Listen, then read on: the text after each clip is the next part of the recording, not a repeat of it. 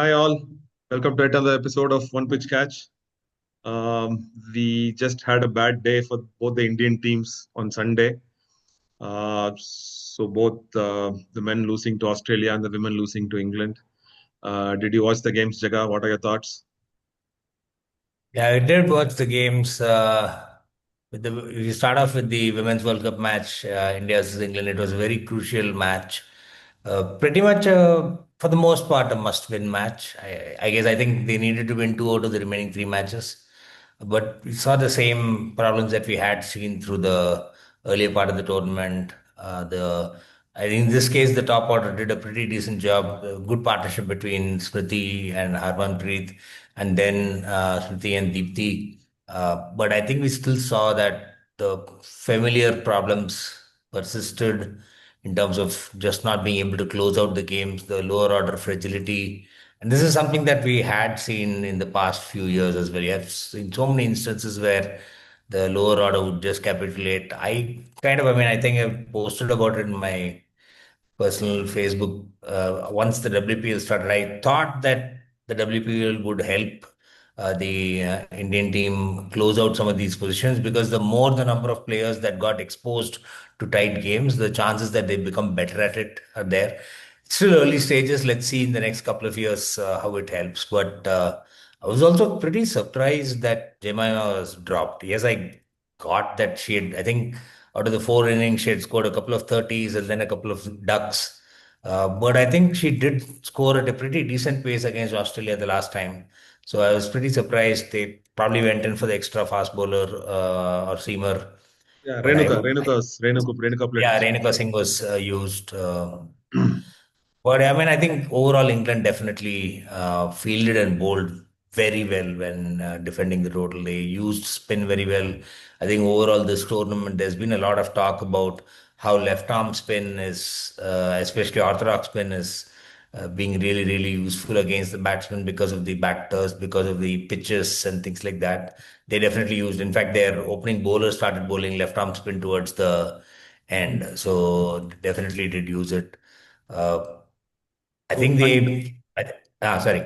no, no. See, I think yes, your point of WPL throwing in better batters, I think it is doing Jaga, but I mean, for all the disappointment of three successive losses by India, I I think the team is not as bad as it looks with three losses Hmm. overall, Jaga, because they've been playing pretty well, like you've spoken about in England versus Australia Yeah, in yeah, India. true. But I think this is probably. A small blip, but at the wrong time. It's a Yeah, World but it's Cup. also about handling pressure in a World Cup Yes, series, exactly, right? exactly. That's So important. I feel that they're not as bad as the table, the points table look, and the last three scores are not even three. I mean, even the first two games, Yeah. I think they could have batted better. They would have won much more convincingly. But overall, this tournament is not an exact reflection. I feel, Jaga.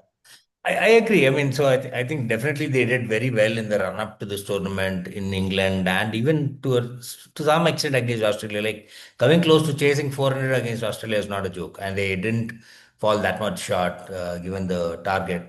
But I think the truth is also that in the women's game, it's typically been Australia, England, New Zealand, and then India is one level below, and then comes South Yeah. Africa and the rest. So what I'm seeing is that they have not really significantly improved if you look at it all the way from the say 2017 World Cup onwards. It's always been in that we get to the semifinals or get to the finals and then get lose the way. I would True. like them to develop a little bit more, which hopefully the WPL and the other exposure that they get will help. But that said, I actually think they did a very good job in containing England to a less than 300 total because England were all set for like 300 plus, 310 plus with Heather Knight and all the support that she was getting from some of the others. So in a sense, both lower orders flopped. One flopped more than the other. That's the main thing. Yeah. Like, yeah, I think they probably also have to look at some of the bowling strategies itself. I think, and I noticed it in the earlier part of this tournament as well. They are using a lot of slower balls because of the pitches and things like that. That's great. As a strategy, that's great.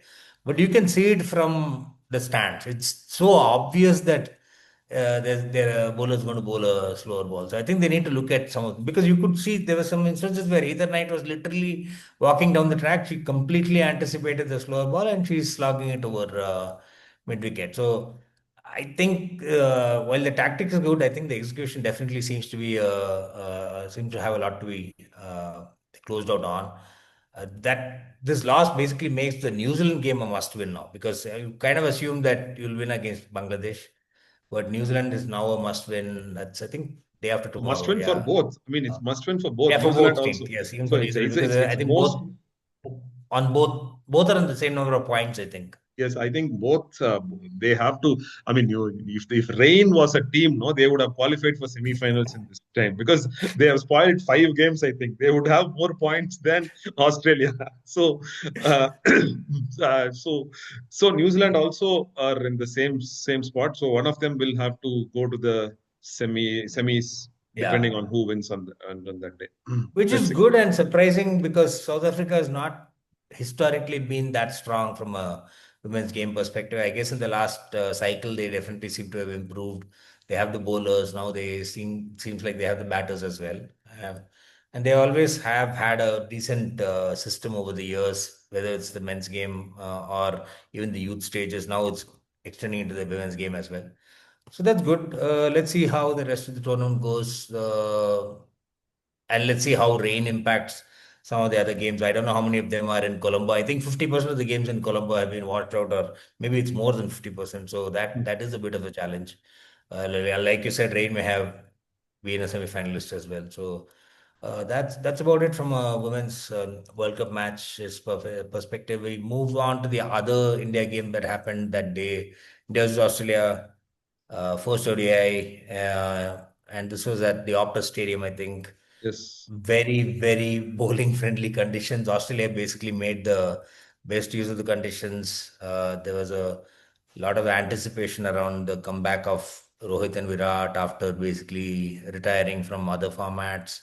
This is now the only format they play. All the hype around every single ad leading up to the series on Star Sports or JioStar has been around. Rohit is back, Virat is back, etc., etc. What did you see? Yeah, the Rogo, you know what? We didn't see enough of them. We saw more of them in the ads than in the game.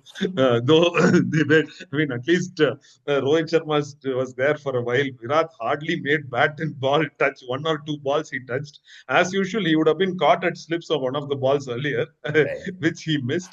And again, well, what he did last time when we went to Australia for Test series, same thing that he did outside the off stump, and he got out. More than about Rohit and Virat, overall the team, I think, was not ready for the challenge. Maybe they were not after the Test series. The players coming from the Test series, Gill and Yeah. a few Rahul and all. I don't think they were there. They were jet lagged. They just probably landed Right. 1 or 2 days before, and all that. But still, all credit to Australia for using the conditions very well, and also not just the seeming conditions, the over reduction situation also they used it very Mm. well. I mean, when there was 35 overs to be bowled, they had bowled 7 overs of Hazelwood because they were sure that the match is going to go down. Yeah. The overs are going to reduce further, which means Hazelwood would have to have bowled only 5 or 6, but he bowled 7. Correct. So that's a very good tactics by Australia, I felt. Um, and as usual, I mean, once we came back after the rain with such a slow total of 136 and Yeah. It 131 was to never going defend. In to. fact, out of 26, it became a no contest, I feel. And also the bowlers also, Aksar bowled a few good balls, I feel. But very early signs, I could be jumping the gun. But if Australia is thinking of defending the 2027 World Cup, Matt Renshaw and Matthew Short cannot be their people, I feel, from whatever Yeah. little I've seen of them.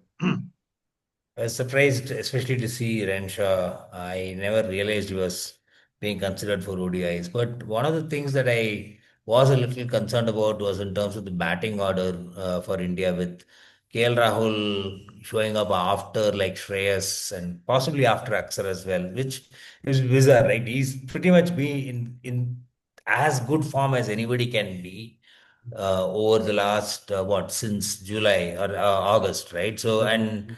And he's Even not before batting that, at three or four. It just is difficult to understand because he has the game to for those conditions, and he did pretty decently in Australia the last time they were there as well. So this is just bizarre. I mean, I don't understand why he was batting that low down. Yeah, sure, it was like he was wicket keeping as well. So you want to manage the workload. But at the end of the day, it's going to be a 30 over game. You pretty much knew after the first hour that it was going to be a 30 over game only. So him coming in that low was very, very surprising no, and bizarre. wicket keeping, managing load and all doesn't work, Jaga. Today, in today's world, a lot of people open batting in ODIs to Yeah, keep correct. wickets also. So wicket keeping and load management and all Yeah, doesn't work. that's more in tests. Yeah, Yeah. that's true. But I was just hypothesizing. Maybe that's the line of thinking. So, I mean, I don't know. I mean, batting orders have been a big question mark in the last 6 months or 7 months in our, in be it any format under Gambhir, I feel.